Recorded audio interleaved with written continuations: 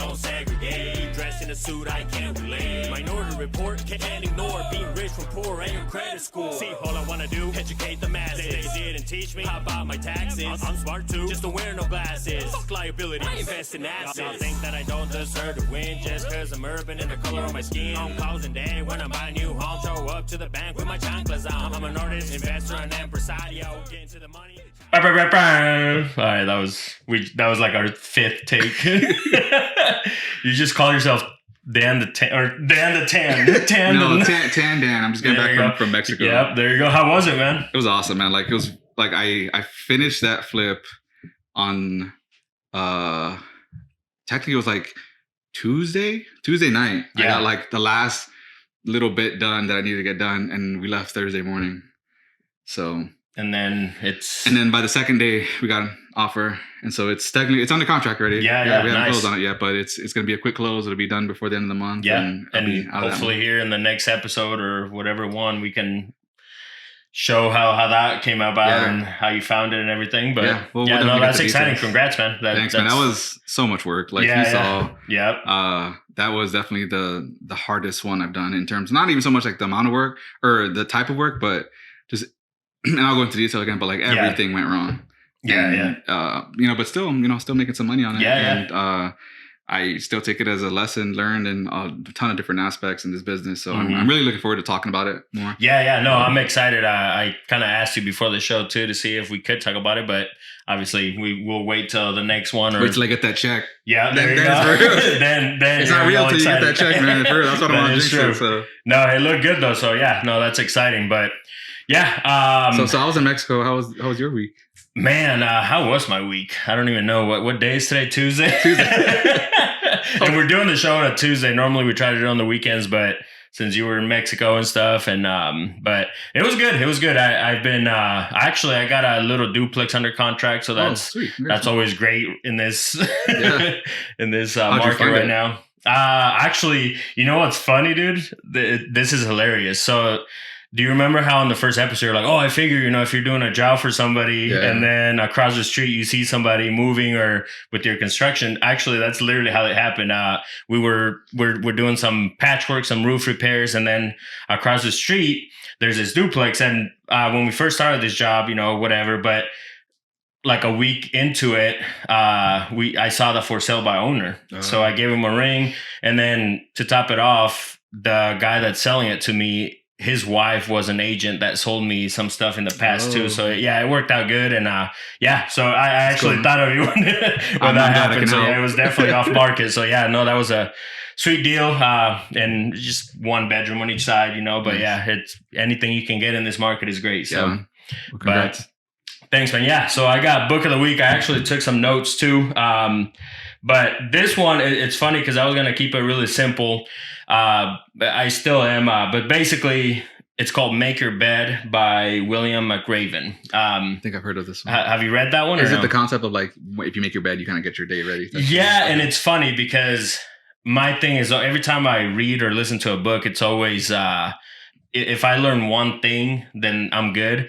And this book, when I first heard it, I'm weird. I like to read like the reviews after or a quick book review and stuff just to see maybe I didn't catch something. I always do that even either before or after I read or listen to the book.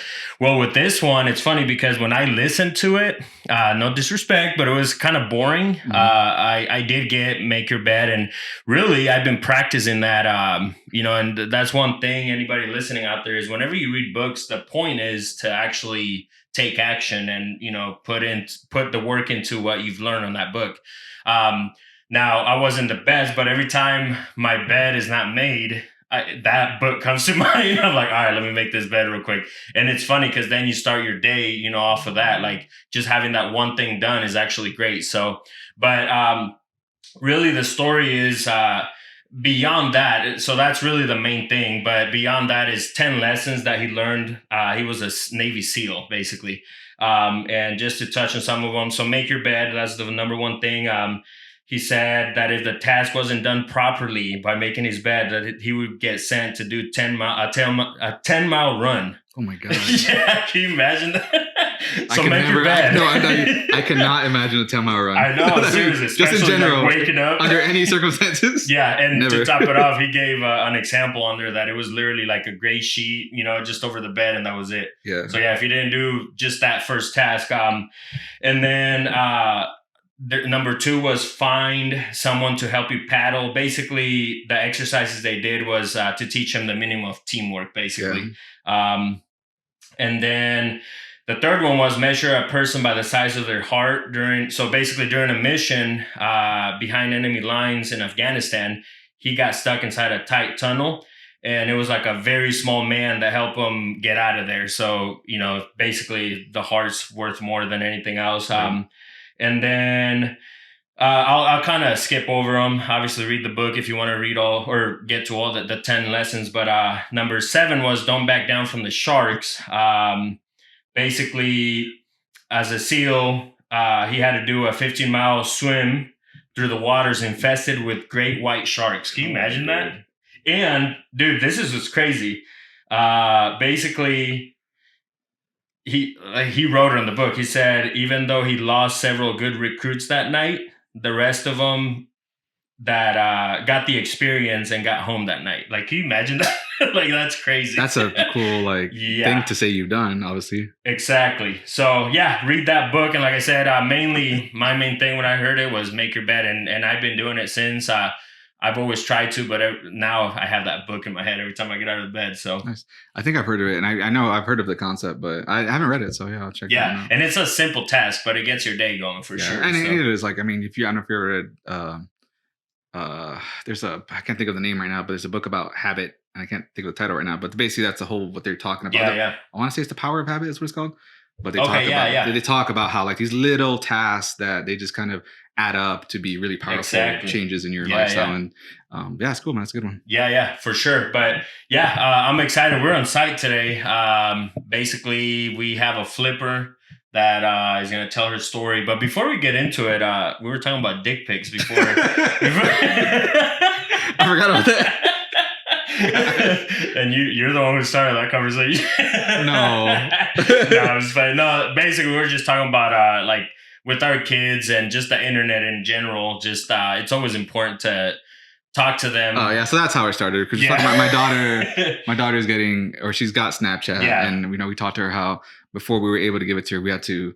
Or let her have it. We had the talk of like, hey, like dick pics and nudes and stuff, and how these things are out there. And once they're out there, they're there for good. Even though it sounds like it seems like they can go away, but that was the context. Of the dick pic. No, and what's good with that though is basically talk to your kids. You know what I mean? Like it's a great example. I've done the same thing because either way, kids are gonna learn stuff out there. So might as well, I rather have it come from the parents, basically. So.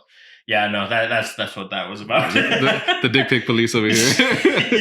All right, so I guess you can introduce our guest. Yeah. So our guest today, actually, let's just bring her in, man. All right, I was gonna interrupt you this time. I saw that. He's like, I was ready. Damn it! And bam, here she is, Jenn Nolda. I just know her by Jenn Buys Houses, which is a great nickname. I know, I love it. So if you see the red signs around town, Jenn Buys Houses, that's me. Yeah, no, love it. You straight to the point. That's right. Right. Like, what does Jenn do? Oh. I want to buy your house. Yeah. And the cutest thing, my 4-year-old, as we're like putting postcards on doors and doing some stuff or seeing the neighbors, he's like, hey, my mom wants to buy your house. Oh, wow. So I have been trained. That's awesome. That's pretty cool. We'll have to talk about that. I know, right? For sure. I've actually debated doing like some door-to-door stuff. Mm-hmm. But I've never done it. I mean, like for this stuff. Yeah. But that's ballsy. Well, you have kids too. So my daughter does not want doing that stuff. No, she's not like motivated by the money. No, not. She doesn't really understand the concept of it yet, and Gotcha. so it's probably my own fault for getting into this so late. But it's all right. We talked about how she listens. Like she's definitely listening, and I told him it's one of those things probably where something's gonna come up. Oh yeah, my dad said this or that. So, but so let's take it back. Where are you from? Your family? Yeah. So originally from Lincoln. I married my high school sweetheart. So we've been together like 22 years or something crazy. So Yeah, we're back in Lincoln, although we've lived in Alabama and our primary residence is in Kearney, but we have investments in both Kearney and Lincoln. So we've been spending more time here. He's also in the military, so he flies out of Lincoln. So it just kind of makes sense that his civilian job's here and he flies from here. So do you rent like one of your own houses? So, okay, my life is crazy. No judgment here, fellas. Okay. So I bought a camper. We're also rehabbing a camper. Okay. And we have 4 flips going on. So we're kind of just hanging out in one of the flips right now while I rehab the camper, because my husband leaves for a couple months next week. So then I don't have to take care of a whole house. We're just going to have fun in the camper. Yeah, it's like it's summertime. Why not? Yeah, totally. Wow, that's awesome. Yeah. I like that. And that also like aligns with my goals to be on FIRE, which is like financial independence, retire early. The FIRE movement, I am all about. Yeah, like where'd that come from? Like, FIRE, I like that. Yeah. I should be taking notes because I feel like we got. I know, seriously. I'm gonna have to take notes after we listen to it. Okay, so. Yeah. You're all right. so too fast. I know. I'm like, hold on. This is great stuff. We just started the show. Can you? All right. So you're so you say it was Polish? Is that what you're? Yeah. So my husband is Polish. He is. So... Nolda. Yeah. Okay. So he has pretty dark skin like you. Really? So I'm jealous. Yeah. Are Polish people dark? Well, yeah, he kind of, I tease him. Yeah, I tease him. I'm like, are you sure you're not half Mexican? Oh, and I mean that very endearingly, but I love his skin and I am Irish and just burn. So my wife says the same thing. She gets super mad because I get tan. So like literally I was same here. One day I'm out in the sun when we were just in Mexico and I'm actually like burnt, which the sun in Mexico is different. Like when I got down there, I had talked to someone. So there's 2 suns now? Yeah. I'm just saying, I feel like it's hotter. It's like something's different about it because I don't burn, man. Like I think I burned once in my life and that was a complete mistake. But like, I was in the water for like one day, not even a full like afternoon. And then the next morning I'm like, oh my God, I can't even like touch my shoulders. Yeah. But yeah. Especially when you get to that point where like you could see it and stuff like, yeah. But yeah, well, he's Dan the tan. Yeah, no, tan, what did you say? Dan. Just keep it simple. Jeez. I like it. All right, so you got 4 flips going right now? Yeah, so there's 4 flips. It's kind of fun because one is in Kearney and I already have a buyer for that flip. So it's like a pre-sale type thing? Kind of, yeah. So like I've designed it. I've sent them all the design plans. I have my contractors and my team all ready to rock and roll out there. And so it's really great, like, for my investor partners to already see that I have that in motion. So we're hoping like in 2 to 3 months, that one will be like solid, ready to go to the new owner. Plus, it's a really great market out in Kearney. And a lot of folks just aren't familiar with Kearney, but their number 1 industry is actually tourism. So it's right behind agriculture. For what? I know, right? That's the response that I get. But we're right along I-80. And so like the Sandhill cranes come. Okay. And that's like the only place that they really like migrate to. And then there's the convention center and it's centrally located. So a lot of like the Cattleman's Ball and all these other. I've heard of that. Yeah. That's interesting. They'll come I would have never there. thought Kearney. I went to school at UNK and I'm like, I would have never thought there was. And they have some good spots out there, like restaurants, like, and it's growing, right? From I've done a show or 2 out there. This was a few years ago for my music, and they're like the college scene, like people like to go out there. Like it's crazy. Yeah, it's actually like the number 2 county behind, I think, Douglas County that's growing in Nebraska. Yeah. So there's a huge market and potential out there. So that's why I do Airbnbs, but we can side note that later. So let's start. Okay, how did you even get into all this? Like, because I feel like you're doing a lot, obviously. Where did it start? So what did you do before this? Yeah. So long story short, in another lifetime, I'll say I did insurance and annuities and like securities. And that was boring. I hated my life. Like it was terrible. And I think it was totally a God thing that I was in a car accident and I ended up losing my job. I went through like 5 years of rehab and just had a totally changed career paths. Oh, wow. So I went back to school and exercise physiology is my background. So I love doing research and I really wanted to go on to get like my PhD and do research to like help athletes be better through nutrition and training. Well, I got really burnt out after 10 years in that industry. And so I kind of took off like the last year, really. I really haven't worked out or anything and just kind of focused on like reading about becoming fire basically. And I knew that real estate could be a really great passive income. It could be really lucrative, but it could also be really like scary, right? Like if you get in a pickle, it could like take you down. So how did this concept even come into your life? Like, yeah. So I had been investing for about 15 years, and we had done a couple houses where we'd lived there, finished the basement, sold them. We've kept a couple long-term rentals. And I really liked the idea of providing like rentals and having that passive income. So then when I wasn't working or I wanted to go on vacation, whatever, the money was still coming in. So I was like, gosh, can I scale this up? You know? So I really started listening to like Bigger Pockets, reading. Before that, how many, so before you got into flips, were you doing flips or just rentals? Just rentals. Okay. Yeah. And how many did you have the most, or how many do you have now? I actually sold my last one in April. So we've only really had 2 main rentals because we were out of state for a while there and 2 hours away. Sometimes that's hard if you don't have you know, people in place for your team to take care of them. Yeah. But I was just like, gosh, the one was just like a cash cow, and I'm kicking myself for selling it. Yeah. Because the rate on return was like ridiculous. It was like 56%. Ooh, wow. It was like unheard of. Yeah. Because I'd had it for 15 years. Yeah. So it was cash flowing, you know, almost $600 a month. And nice. It was awesome. Yeah. So I was like, gosh, can I just do this full time? Because my time with my kids and my family is like the most precious thing. And I want to be able to do that and have the freedom. So that's one thing I want to mention. You know, I've done some work for Jenn with my construction company, and the times there's times that we've met up and the kids are always around, which is awesome. That's literally why we do what we do. You know what I mean? Like that's what real estate does, is it creates that freedom to bring your kids to work, or, you know, or meeting up or whatever. Like I've always seen your kids. So that's great. Like I love How old are your kids? So we have 4. I have one that's in college right now. So she's back in Kearney. And then Finn is 4. Bryn is almost 12. And Gavin just turned 14. So like Finn is the youngest one? He's the one that goes around with the postcards. Do the other kids get involved too? They do. And the cool thing is, like, I get a tax write-off on my LLC for paying them. Right. And then they don't have to pay taxes either. So they are very motivated by money, and they enjoy doing it with their friends. So like I'll buy ice cream and we'll all load up in the van, and it's That's just awesome. like a fun Can I hire your kids? I know, right? Is that legal? I had this last flip. I didn't realize I had so much landscaping to do at this house, but my brothers both offered to bring their kids by, and like, hey, let's just, you know, just come by and hang out. And those kids ended up being, there was 6 of them, 7 if you count my daughter, because she was actually there this time. 7 kids, 6 hours, all full time working on the landscaping. And I was like, I should probably pay you guys. I will.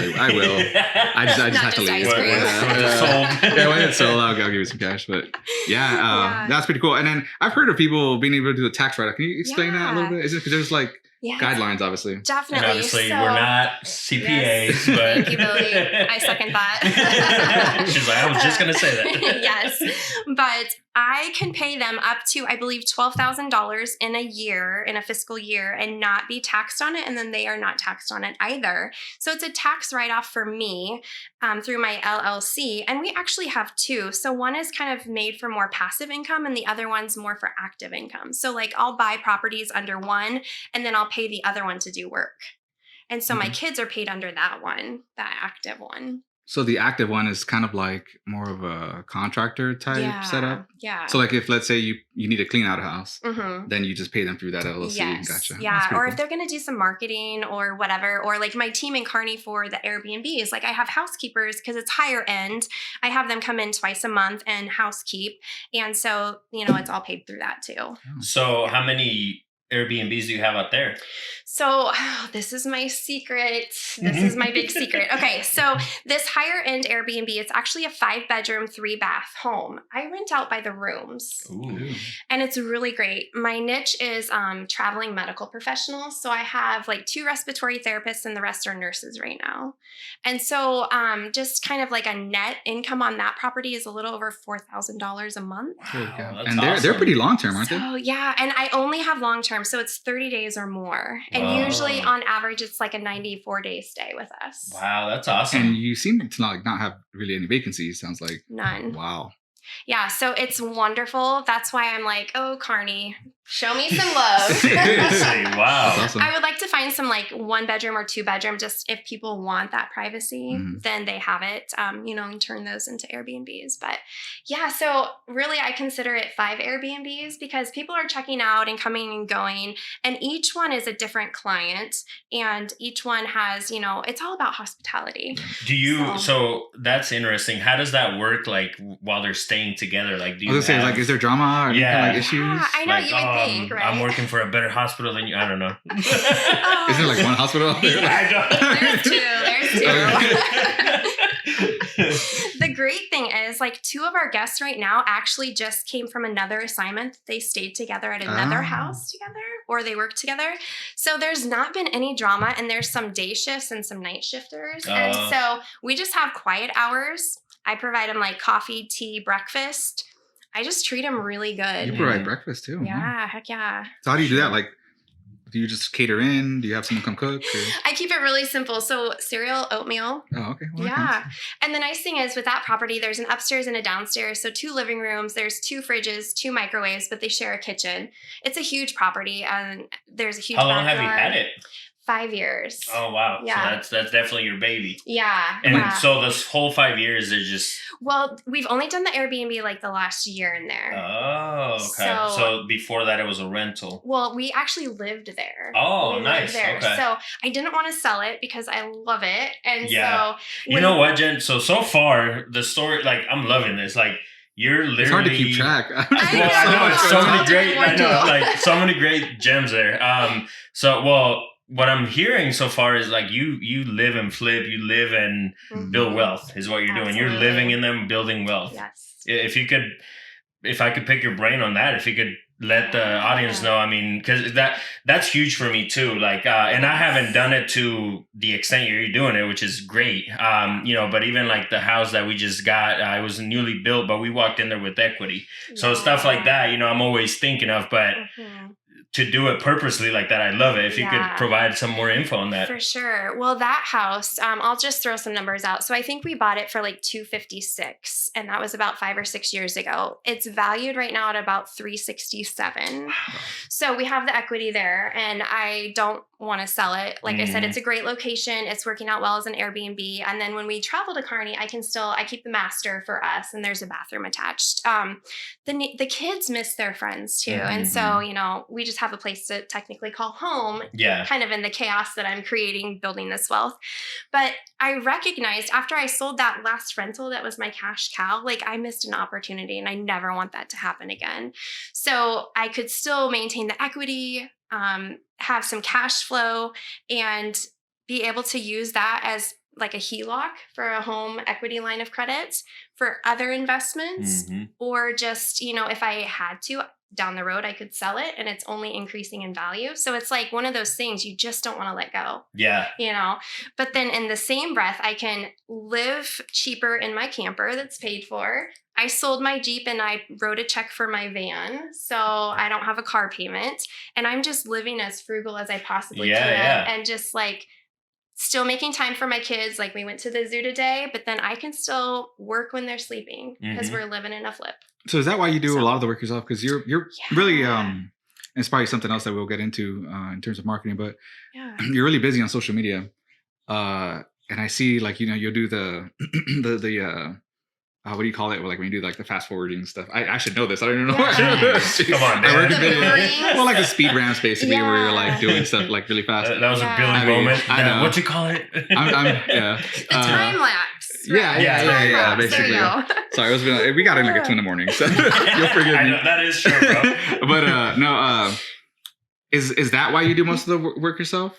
I really like it. And maybe you guys recognize this too because you're investors. Like I kind of went through this imposter syndrome too because I had been exercise physiology. I had been yoga teacher, Pilates teacher, trainer, like, researcher for 10 years. And then I flip it.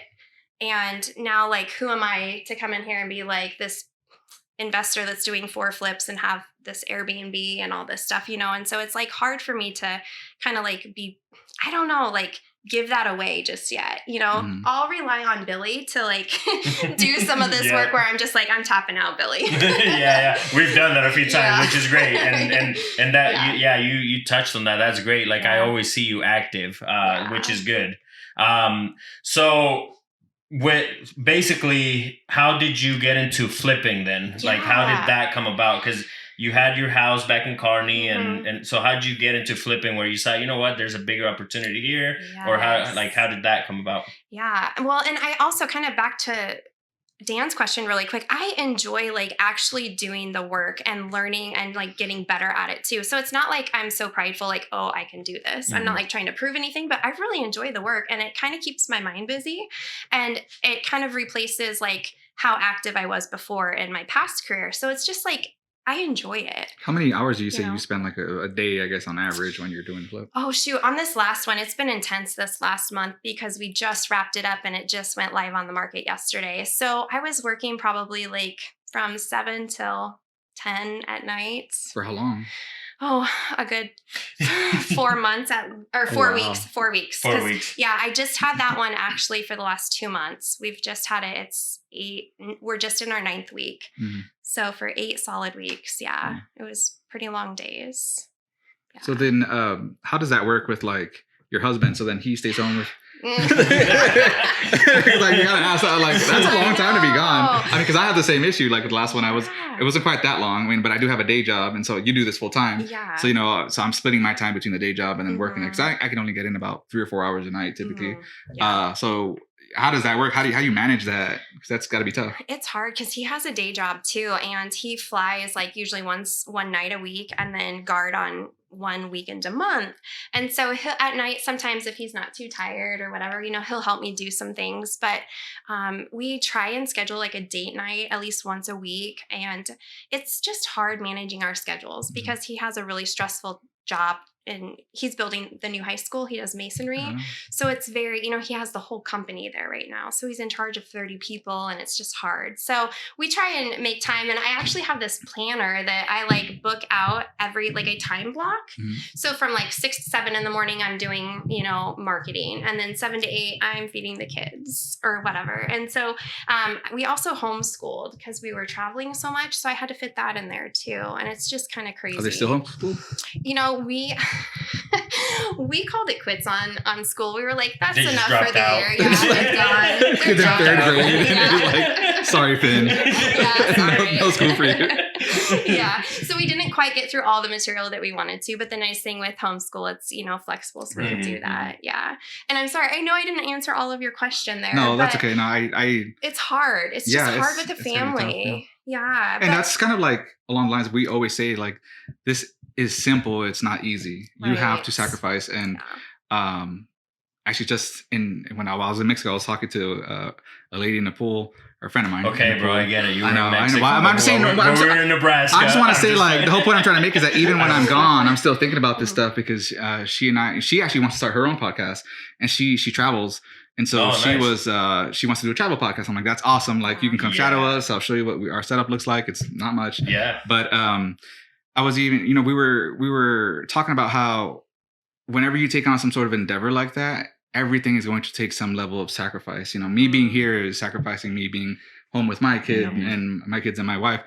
You being here is sacrificing time where you could be working on this stuff. You being here is, could be anything. So I think that's also is always an important point to make. And that's kind of what I was trying to get at, is to really reinforce to people that are listening that, yes, it is simple, but it's so hard. There's so much. And you have to constantly just like self-motivate yourself and see that end goal. Like, okay, I'm almost there. I mean, God, that's a long time for that many weeks to be here, that many hours. Like, that's exhausting. I just couldn't imagine. But so where are you living now? So I know, right? You're like here. There's a bathtub in there. Actually, the house that just went live on the market yesterday, we're still staying there because tomorrow and the next day I have to paint the camper and then we're putting it all back together. Oh, nice. And that camper is actually in Elmwood. So hopefully by this weekend we'll be in the camper. But it's always nice to kind of have that house as someplace to go to, let the kids kind of have some room and that kind of thing. But it is hard because, like, side story here. We had an incident with a neighbor actually next door here. And so long story short, I'll kind of cut to the chase. The cops had to interview me and he was like, wow. So you are staying in a hotel, because we were at the embassy for a week because that house wasn't livable yet. And he was like, but your main house is in Kearney and you have a house here, but you're working over on Sumner Street. And I was like, yeah. And he goes, where do your kids go to school? Mm-hmm. And he totally was like drilling me, like, are you abusing your kids? You know? And and I was like, we homeschool, I promise. Yeah. And to touch on that, it's that whole mentality and not, no disrespect, but he works his job and he will never understand don't say your never. Mentality. She might have introduced him to something different. You don't know. True. Yeah. You might have opened his mind. Maybe. Now he's going to start, whoa, hold on, I'm doing something wrong here. I know, but it's like so crazy when people ask me and I kind of tell them my story, they're like, whoa, like, why would you do that? Like, it's just nuts. But that's what I feel like mentality. It's going to take to get to that financial freedom.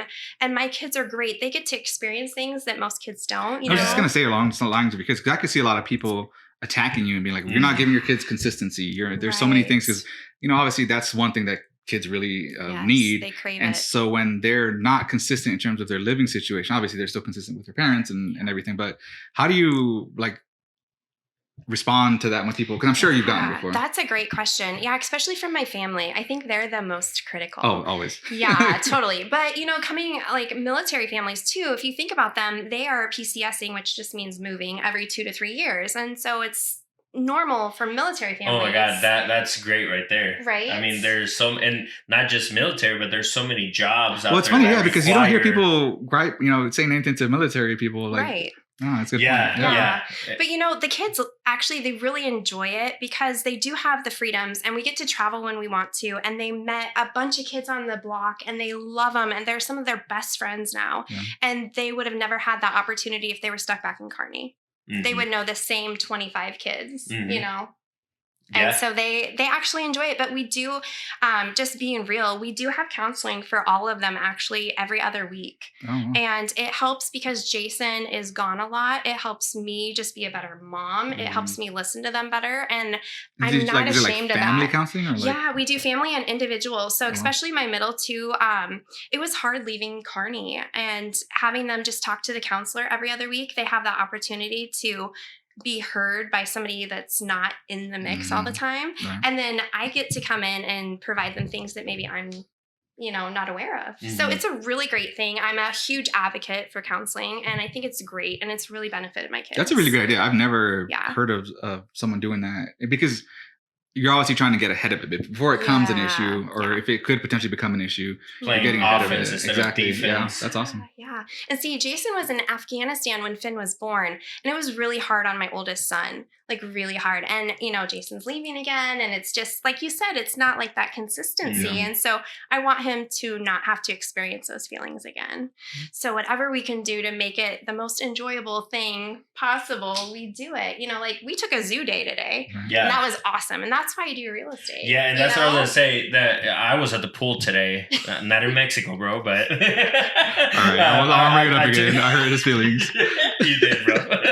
Take me with you next time. No, we were at the pool today, and every time I do stuff like that is where it reminds me of why, you know what I mean? Absolutely. And or bike rides. It's like the most simple stuff, because, it doesn't take that much money, especially in Lincoln. There's not really like a lot of stuff to do, like as far as where you're going to spend $500 at the Disney park, and like in Florida, for example, or in Mexico. But I spent $55 to snorkel. That was it. That was awesome.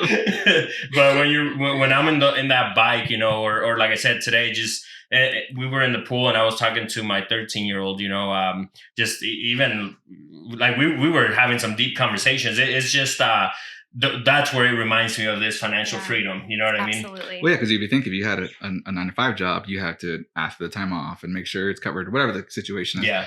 But yeah, you don't have that freedom to just do these things. Yeah. And really, honestly, I feel like. And what I love, Jen, is that you mentioned your planner. Like you actually have it. Like, so if you could explain to us, like, how does your normal day look like? Monday.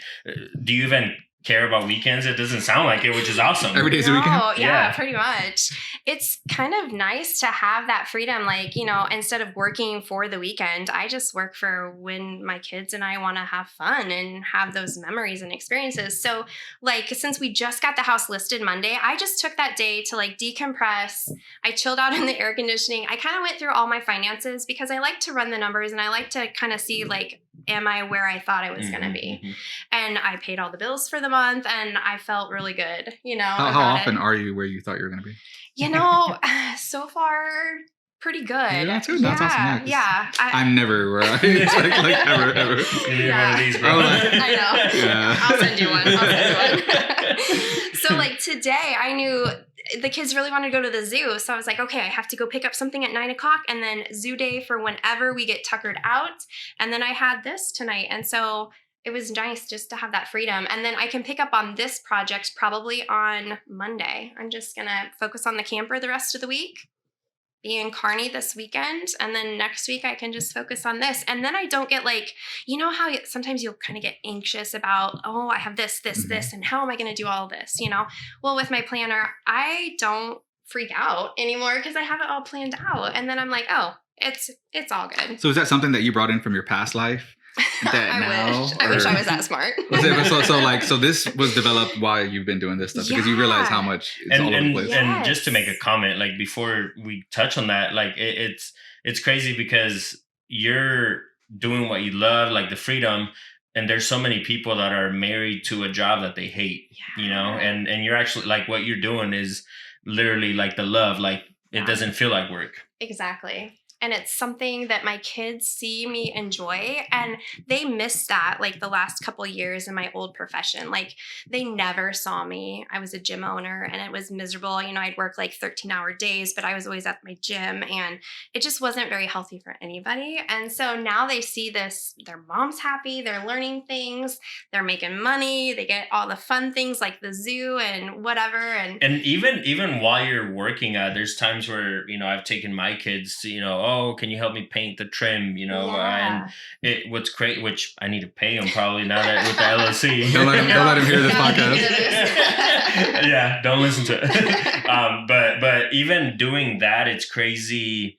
You're spending time with them. Do you know what I mean? And basically something that you wouldn't be doing at a job. So that's what I love about that is, you know, even while she's painting and I'm doing this or whatever, we're having a conversation. It's a memory. Even though it's work, at the end of the day, it doesn't feel like it. Yeah. Or like Finn was so adamant that I teach him how to start the lawnmower yesterday. He's 4. And I was like, okay, but here's some ground rules. Nothing goes under it, especially fingers or toes. And he just got the biggest kick out of it. So it's like, would I have had that opportunity otherwise? I don't know that I would right now at 4 years old. So it's like opening up their kind of curiosity too. So I love it. So again, it's been amazing. Like you've given like crazy stuff. Like I'm literally gonna listen to the show and like take notes. Fire. You started with fire. If you could elaborate on that and explain to us where did you hear that, and then what are you doing with that, and what is it? Yeah, totally. So FIRE is Financial Independence, Retire Early. And, you know, since I had really worked for myself for about the last 10, 12 years, I didn't have a huge pension, a 401k, any of that. My husband does through the military, but I was like, gosh, what if something happens? You know, I need to set myself up too. And I travel a lot. Kearney's like 2 hours away. So I listen to podcasts. I like the paper books. I heard you guys talking about books, I like paper books my gosh, if you want to like get on my good side, just send me a book. Please. I love the smell of it, the feel of it. Socks. Socks, books and socks. Yeah, gluten-free beer. I hope your husband's listening. So there's a great podcast, and I think it actually is called FI, and it's for financial independence. And I started listening to that, and they really FI like F-I. Okay. Yeah. I wish I would have looked up the actual name of it, but I can send it to you later. And I just dug in, and they just like gripped my whole soul with this concept of FIRE. And I was like, gosh, I want that. I don't want to have to like live paycheck to paycheck. I don't want to be a slave to the person who's lent me money or, bills or whatever, And so I was like, what can I do? What's my one thing I can do every single day that's going to set me up for the success? So as I'm doing this research, getting into real estate more about like how to do these flips and like the best way and smartest way to do things, because it's always like, how can you have a system in place to work smarter, not harder, right? What else can I do on the side to get to FI? And my husband, bless him, he loves these like rugged travel vans. Have you guys seen those? It's basically like a camper in a van. Okay. And you can go like off-roading. This is made me think of like a meme. Like, I think of I think of like prepper vehicles. Yeah, like, is that kind of thing? Okay. Yeah, it's kind of like that. So like when I sold my Jeep and I bought this van, I was like, honey, I have a van. And he's like, that's not what I had in mind at all. But these vans are $200,000 to $300,000. And I was like, how can I give my husband a van? And I was like, financial independence. Totally. Real estate, passive income. Then we can travel the world and have all this free time. So that was a really big motivator because he's always been the provider. So if I can give something back to him, I'm like, gosh, how cool. I would totally win like wife points, right? Yeah. So I was like, okay, we got to get rid of all of the unnecessary expenses. I hope my wife is listening. I want a Chevy. Dan,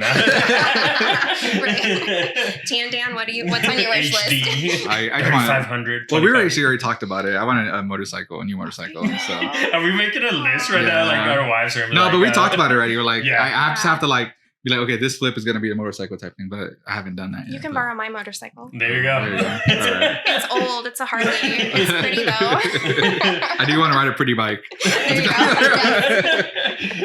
Okay, we'll arrange that. So that was kind of like the motivation behind that. So I was like, because I love to travel. We were kind of talking during a break about Colorado, and that's like one of my happy places and the beach, and I want that freedom to be able to get up and go or whatever. And what better way to have basically like a rugged van to go stay wherever you want to, whenever you want to. And that would just make my husband and my family so happy. So that was kind of my motivation, but then also just not having to worry about where is the money going to come from for this bill or that bill, or if I want to take a vacation, I won't have to save 6 months for it. I'm already going to have the money available. Or not to mention like, 2 weeks or 4 weeks. Get permission. That's the worst. Yeah. With me still having a day job is the permission. Yeah. No, thank you. So I started listening to that podcast. I started reading a bunch of books. I actually have a couple books about like investing. They're still on my bookshelf. I haven't made it there yet. I do the same thing too. I'll buy them. I'm like, I'll get to it. Yeah. It takes a while. Right. But it's also one of those things like I don't want to have to learn a whole new skill set on like how to like be a day trader or something. I love real estate and I can do it through like Airbnb, short-term rentals, flips.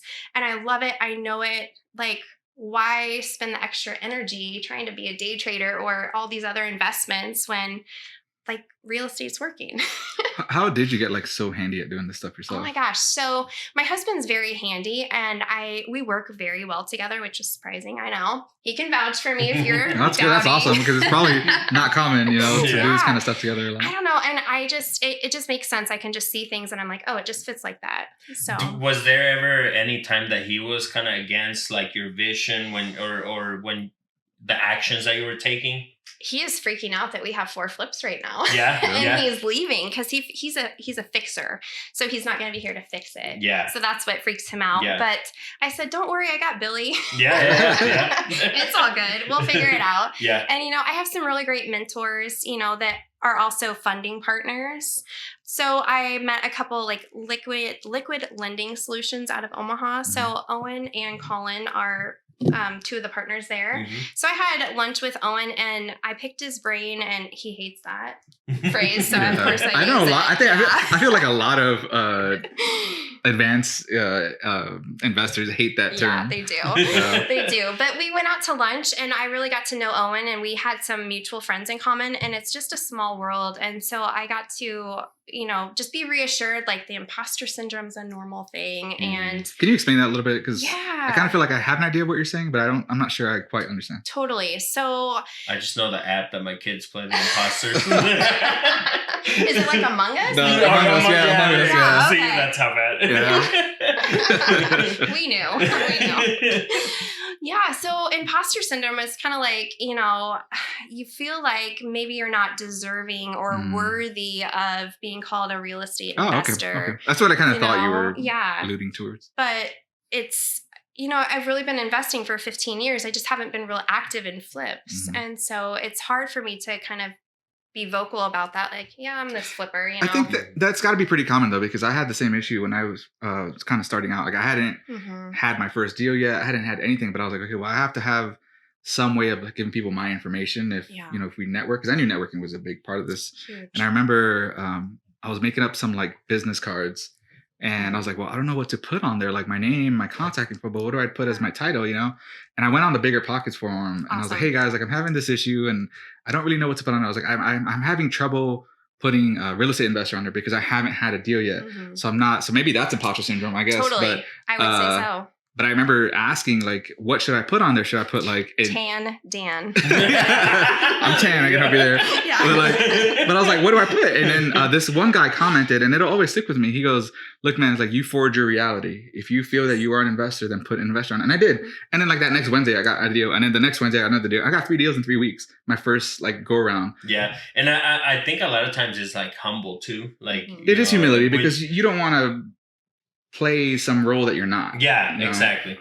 Yeah, I'm not the biggest fish in the sea, and I know that, and I don't want to be, and I never want to compare myself to anybody else because, coming back from like the fitness industry, I've been hired and fired based on my looks, and I hated being compared, for like modeling gigs or whatever, and I hated that, and it just made me feel crummy. I don't ever want to feel crummy. And so if I can just be like, yeah, I love real estate. So like when I introduce myself, I'll say, I invest in real estate. I love real estate instead of I'm a flipper. Because that's a bad connotation for some people. Yeah. So it's more like, hey, I'm providing value because I'm investing. So you mentioned, is that how you're funding your deals then, through private? So it's kind of cool. So there's a couple like hard money lenders, so liquid lending, and then there's another hard money lender that I've used, and then there's a third one that I've built a good relationship with. And so they're always ready to go when I have deals. Recently, I'm not going to name names, but there's been a couple private investors that have come forward too, and they're like, I've seen your work, you're doing amazing, I would be interested in loaning you the money. And I'm like, oh, awesome, I would love that. Isn't that crazy when people come up to you and they're like, I thought it was the craziest thing when people are like, hey, can I give you money? Dan always mentions that. It's nuts. Like it's more of, like you always say, finding the deals than actually the money is the last of my worries is the money. I'll put a house in a contract and I have no idea how I'm going to pay for it, but I mean, it looks like that's the kind of same thing you're doing. Yeah, totally. And then recently I was introduced. Okay, so let me tell you the bad side of kind of the funding, and then I'll tell you kind of a positive side. So there was kind of a broker. He had it sounded like a really great product for a fix and flip note that was like 7% for 12 months. And I was like, oh, heck yeah, because hard money can be like 12, 18, 21%, right? So it gets really pricey really quick. But I sent him all my financials and everything and all my deals, the purchase agreement, all of kind of the information he needed to know, the rehab, what we were going to do. He went dark for 2 weeks and I was supposed to close like at the end of the 2 weeks. And I was like, dude, you're killing me on 2 deals. So I had to scramble on these 2 deals and went hard money. And then he came back and he was like, well, you need $62,000 and then I'll fund the rest. And I was like, whoa, that wasn't part of the deal. Yeah. So it kind of scarred me. It's like, who do you trust? You had all my financials and then you just put me in a really rough spot. So I guess back to your other question, those 2 flips didn't always go how I thought they were going to go in the beginning, with financing, but they're turning out okay now. I mean, it's working. So on the positive note, I guess I found another they are a small company, but they work with a broker. So this broker has a huge network of like hundreds of lenders. And so I send them my deals and they either come back and they say, yeah, I have this private lender that wants to fund you, or here's a really great kind of like a product that we have, like a fix and flip, or like a balloon note, like interest only or whatever. So they are able to kind of match my project with the perfect funding. And I am so glad I found them because I've built trust. You know, I was really like skittish at first, but he's done really great. He keeps me in check, you know, and I'm like, I need that with so many things going on. So it's just kind of building those relationships, building your network, and figuring out how you can make a deal work. It's not always like going to be the same thing. It's just getting creative. Right. So do they fund the actual purchase of the property and the rehab? Yeah. Oh. Yeah, they can. So like the one that just went on the market on Monday, part of the purchase price was funded through hard money, but then I had to pay part of that purchase price and all of the rehab on it. So, you know, it was about $35,000 of my own money going into that. So that kind of makes it tough to get new deals because, you know, I don't know about you guys, but I don't have like 35 more thousand sitting in the bank. Billy does. So Billy does. He's got a suitcase in the back of that Benz. If you need me to lay borrow that. Yes, please. I do think though that's like, personally for me, I think I would love to at some point get advanced enough to where I'm doing lending and private money type stuff. It's kind of like passive income. Another same here. I think I'm like 1 foot in, 1 foot out. Like, but you know, at the end of the day, we talked about it on one of the episodes where it's like, it really. I mean, your name goes on the deed, so it's really, and that's where like real estate is. As long as the numbers work, it doesn't matter, you know, who owns what or what, you know, because it's gonna work out. You know what I mean? And having that deed is really where I'm like, well, that's really a guarantee, you know? Not just that, it's also important, I think, when you're like looking for someone to lend you money on a deal, is to work in all those fees into the numbers. And you gave me a really good pointer on this last flip I did, because I've done all of mine, you know, because the market is so hot, I've done all mine for sale by owner and had no issues. I've gotten kind of spoiled because within a day I've got offers, and like, you know, this one was kind of like, there was no backyard to the house. So that was a troublesome issue for me. And so I wasn't really getting the traction that I wanted. And so then I'd been talking to you about, I'm going to have to get an agent on this one. I want to give up however much percent, thousands, you know? And then you made a good point. Like, look, like, you know, as long as the numbers still make you profit, just do it now, learn the lesson. And the next time, work those numbers into the deal so that, you know, like, okay, at the top, I'm losing 4.5%, 5% right there. So that was really good. And, you know, Billy and I learned a lot from each other, but that was, for me, that was like the little bit that I needed to be like, all right, let's go ahead and just get this done. And then look at 2 days later, I got the contract. It's totally worth it. Yeah. So can I ask you, like, what is your, like, what makes a deal worth it or not? Is it like 20 grand at the end of the day? Usually, grand, if I can anticipate 20, for me, that's kind of like, all right, then it's probably worth it. I can tell you right now with this one, it's not like, gonna be $500 and I'll take it. You know, honestly, like, but not just that, but you know, I actually had to push you, bro, to like push it. He did, yeah, too, because he had to have me push it up too. Because he was at a point where he thought, you know, 6 months ago or whatever, and I'm like, just try it, like, you know. I didn't realize I did do it, like, because I ran my comps too, and. So I'm gonna need a little piece of that check, bro. For Billy too, like, have you done flips then? I've done. I'm more of a. I like to keep my stuff like passive. Because that's what I know. Yeah. I'm more passive. I did a flip last year.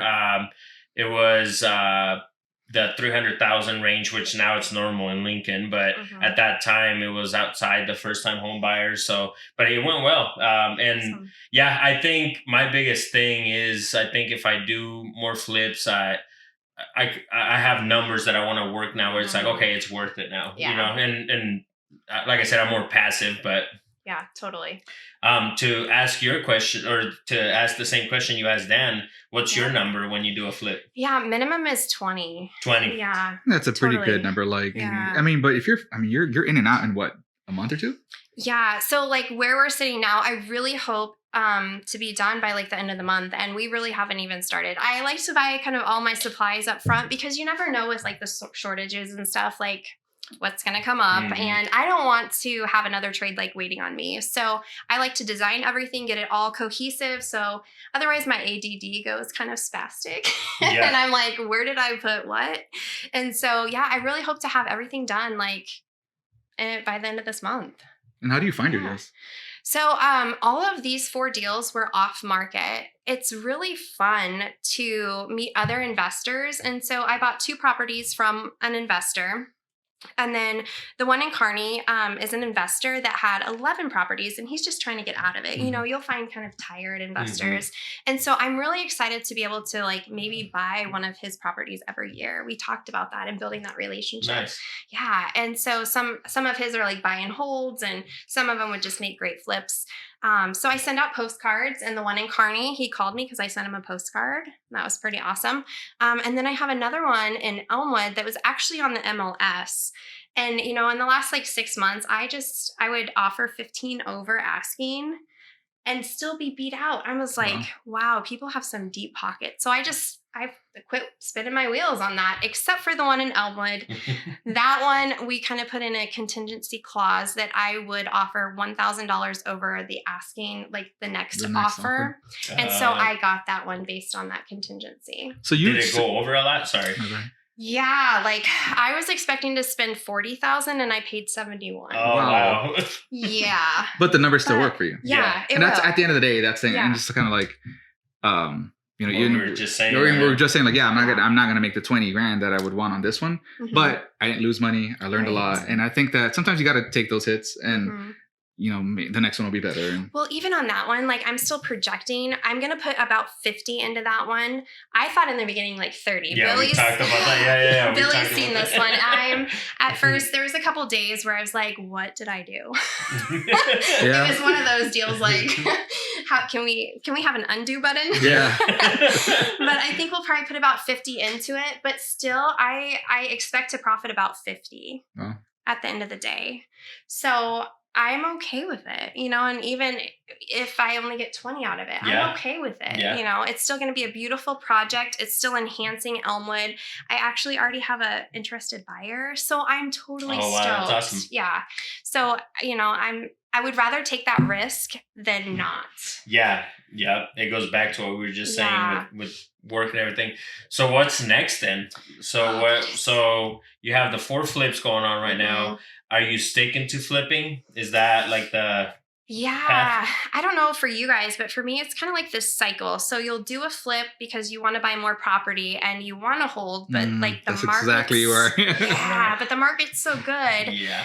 But really, you know, I love property management. I help manage other people's Airbnbs too. I have a couple kind of projects in the works, which are really cool. So ideally, I would like to be able to fund those for like down payments on buy and holds. But it's just right now I have to kind of build up that cash again and just keep doing a couple more flips.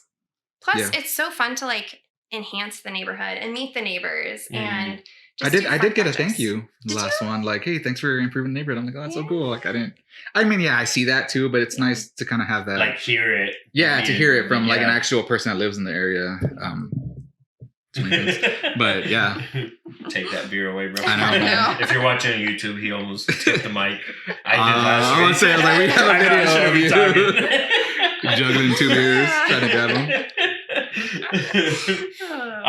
So you are gonna stick to flipping then? Is that? Yeah, I think in the Lincoln market I would love to flip, but in Kearney, because you know it's a different market, I would love to do more buy and holds, but have Airbnbs out there. That's really my focus. And so my crew that's out there, my lenders that are out there, they know that, and it's so nice to call up Josh and be like, "Hey, look, I have this property. Can you go check it out for me?" And he's like, "Yeah, you're gonna have to put $30,000 into it." Nice. And then I can call Mitch and be like, "Okay, Mitch, this is what I want to offer. This is the rehab. What do you say?" And he finds me a product for financing that deal. And so it's the importance of like teamwork there. Yes. And building those relationships. Yeah, for sure. So how do you so sorry, that was guys. actually a good time. I can cut it out. That could be a house right there. Yeah, I know. Yeah, it's true. Jenn buys houses. It's your cell phone.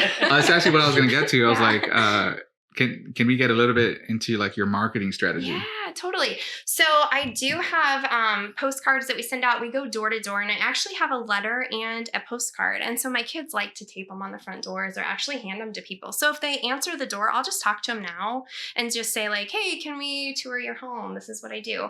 Or, hey, can we set up a time? How often does that actually work? Like twice it's happened. Ever? Okay. Yeah. I was like, I don't think it would be very... Because usually it's like mid-afternoon. People are typically working, that thing. So they're not home. So what kind of houses do you target? It's crazy because I really had this idea that I wanted like 50s, 60s, 70s and newer homes. But shoot, the one that just went on the market is over 100 years old. It's old. The one in Elmwood, old. It's like 100 years old. The one in Kearney is 1907. And then my other flip, gosh, it's like 1948, I think is what we're sitting in.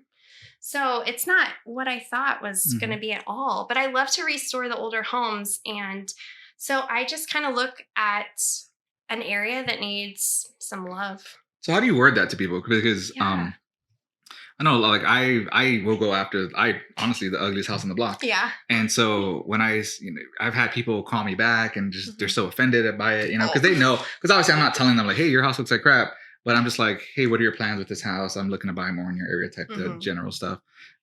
How do you word it to them so that they don't feel like you're attacking their property? Because obviously people get attached to it. Like the last property that I walked, her words were, I have the ugliest house on the street and I don't want that. I'm embarrassed because she needed siding replaced and it was going to cost her about $12,000 or $15,000. And she was like, I don't have it. I've been thinking about moving, but I got your postcard. So maybe this is a good option. And I was like, it's a beautiful home, but if you don't have the money or you don't have the desire to upkeep it, I would love to take that off your hands. So again, I go back to, I love real estate. I'm an investor. I'm not a flipper.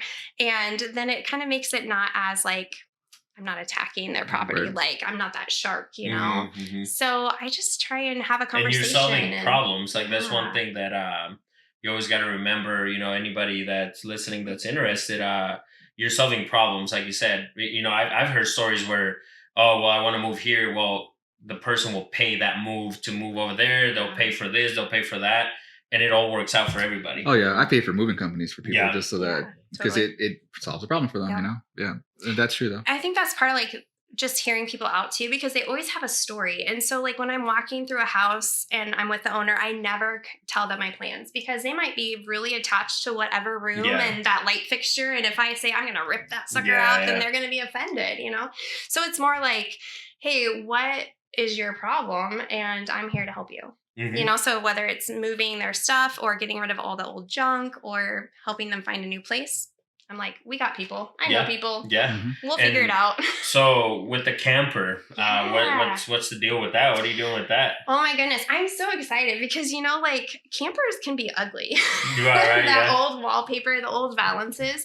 So we took everything out and I painted the cupboards and I got all new like sink and countertops and fixtures and hardware and everything. So we're doing like green cupboards in the kitchen and like black sink and actually butcher block countertops. So it's kind of cool and it has bunk beds. So the kids are totally stoked. And, my Mastiff, she's 200 pounds. Like, I don't care if she goes in there on the luxury vinyl plank. I was scared to death when I went to one of the flips and she was in the room. I felt like she was going to open the door and attack me. So how do you work your designs? Like, do you use some kind of software or just in your head? Okay, so any girl knows what Pinterest is. I'm sure you fellas know what Pinterest is too. Yeah. So I like to see that, but also like local Facebook groups. I'll kind of see what's going on. I don't ever ask anybody's opinion really because I don't really care, you know. But I'll take some risks too because I don't like just the gray and white design. No offense to anybody, but I like to have some color. But I keep it neutral enough that people can add their own stuff to it and it still looks good. And I've heard even as a contractor, like people that go to Sherwin-Williams or wherever, like, hey, what's the number one color that people are buying right now for cabinets or for walls? And you would be surprised, Alabaster how things change. White. Yeah. Like every month is something new. And then it's funny because ever since I heard that, I'll see one house that has whatever cabinets, and then all of a sudden all these other ones will, new builds and stuff. I'm like, Wow, it's really true. Yeah, definitely. But I like to put everything kind of together. So I wish I would have brought my materials for that carny house because it's just gorgeous. And, I'll get kind of a sample of my tile and my floor and my paints and all this stuff. And since I already have a buyer for that house, it makes it a little bit easier because then they can approve my design concept. But oftentimes I'll just kind of say, okay, maybe I want to do like mid-century, like modern mid-century, or maybe I want to do farmhouse or, traditional contemporary. So I'll try and find some designs that mimic that style. And then I'll say, oh yeah, I love this. And maybe this light fixture and these colors go really well together. But typically, I don't know if you guys have heard this, but they're always like, pick your paint colors last. And I hate that. I work backwards. I've heard that. Yeah, I've always heard that, but I pick my paint colors usually first because then I can match all my other materials together. And I like to add different textures and, I don't know, just different like fun little quirky things to it. I see you're big on wallpaper. Yeah, And I know. I'm not that ballsy. I don't know. I don't think I could. It's expensive too. Yeah, everything is right now. I know. Yeah, but that's kind of fun. Because you can't really paint that, but it adds some character. Right. And then they're like, oh, yeah, I either love it or hate it. Right, and that's the thing. Yeah. So I'm okay with it. Yeah. And so looking back with everything, that you've done now, where you're at now, if you had to give yourself some advice back then, what would it be? Oh, gosh. Your younger self. Yeah, I wish somebody would have taught me how to invest at a younger age. Totally. I love that. Same here. Oh yeah. Yep, same here. So I don't want to advertise for this certain debit card for the kids, but we have a debit card for all of the younger kids and they get an allowance. And then when they earn money, I just pay it right to their debit card, but it automatically goes into savings, spend, and then donate. Mm-hmm. We've tried that with jars and whatever, but it's so easy for the kids to take it out and donate and just spend it. Well, when it's electronic, I have to approve everything. And so that's a really great way for them to see their money and set up different savings accounts for different goals. Like my son loves to fish. My daughter even set up a Christmas fund gift account to buy everyone gifts for Christmas. I mean, awesome. What 11-year-old does that, right? Yeah. And then we have investment accounts. And so every Friday we would check their investments that's in the stock market. And that's totally cool because then they can see, oh, their rate of return is 27%, which has just been crazy. And they get really excited about that when they see their money grow. Mm-hmm. And I wish I would have had that as a kid. Yeah, How cool would that have been? Yeah. Having a debit card too. I think you're raising future millionaires. I hope.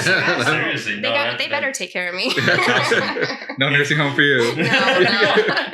If there was a formula or steps to success, what are they? Oh, goodness. I think you have to be so clear on what you want that it has to be an everything you do. Fire is in the back of my mind with everything I do. I mean, I even stopped buying books for a little bit because I was like, that's $17 that could go into savings, And then once you kind of have that really crystal clear goal, it's just make those action steps manageable. Write them down, because if you don't write them down, you're not going to follow them. Tell somebody, because you're way more likely to figure it out and actually do it. You're held accountable. You feel guilty if you don't do it, right? And then once you do that, just take baby steps and just keep going. Because it's so simple, but people just throw up their hands so fast. It's the Dory method. Just keep swimming. Yeah, just Seriously. keep swimming. That's right. That's right. And if you were to write a book, what would be the theme or the title of it? Kind of one of the themes that I've had consistently is be steadfast on your goal, but flexible how you reach it. Oh, okay. Say that again. Yeah. So be. I like that. Say it again. Yeah. Be steadfast on your goal, but flexible in how you reach it. Yeah, I like that a lot. Yeah. I like it. Because life, we think we have it all planned out, but God knows different. Yeah. Amen. For sure. Yeah. He has his own plan. So just, have some backup plans and some backup plans to your backup plans. So that's the title right there. Exactly. Yeah. All right. Well, I mean, got it. This is people awesome. need to have taken notes on this one. Yeah. There was a lot. Where can people find you? Yeah, so on social media. Yeah, the big place is Property Side Management is who we like our LLC, and that's kind of where our Airbnbs are through and stuff like that. So Property Side Management, like on Facebook. I don't have Instagram. I'm not that cool. You don't have Instagram? Yeah, No, we're pretty cool. I know. That's all. Well, I'm just really surprised because of like your design stuff. Like, Yeah. You need to get in this. Yeah, you do. I Because should. it's video and image. Yeah. Yeah. I mean, okay, you talked me we're into blowing it. up on Instagram, so That's how much I'm on it. Love it. I'll edit. He does the rest. I'm like, here you go, man. Here's the picture for the week. Here's the video. Do what you do. I'm not a big social media guy. Like working in IT all day, I'm just like, I just don't want to be in front of it. Yeah. I don't blame you. I'd rather just be in it and like doing it, Right. you know. Yeah. But yeah, Property Side Management's the best place to find us. And then, Jenn buys houses. Is that like a around Facebook town. page? No, it's just my signs around town. We But gotta I get you like a know. marketing manager. I know. But I do have a fun QR code. So if you scan that on the signs, you can like sign up for an appointment for me to come walk the That's house. awesome. Cool. Good idea. And I also give like a $500 bonus. So like if you tell me, hey, this house would make a great whatever, and I get it under contract, you get $500. Cool. So I give out my cards to all my contractors and people walking by and anybody that'll take it. What is your email in case if someone wants to send something your way? Yeah, so the best email is probably Jenn with 2 N's, JENN at propertysidemanagement.com. Cool. Yeah. Well, this has been great. Yeah. Like, Thank I'm you, literally like Alex. excited for you to edit it, bro, so I can listen to it again. Like take some notes. This has been awesome. So yeah, everybody out there listening, make sure you guys follow her. Follow us at the Minority Report Podcast. We got it. You got it. We always mess it up, Yeah. but finally, Well, he always messes it up. On Instagram, and then go to YouTube, the Minority Report, and then also everywhere else that you listen to podcasts. So make sure you guys subscribe. See you Let's next get it, time, baby. guys.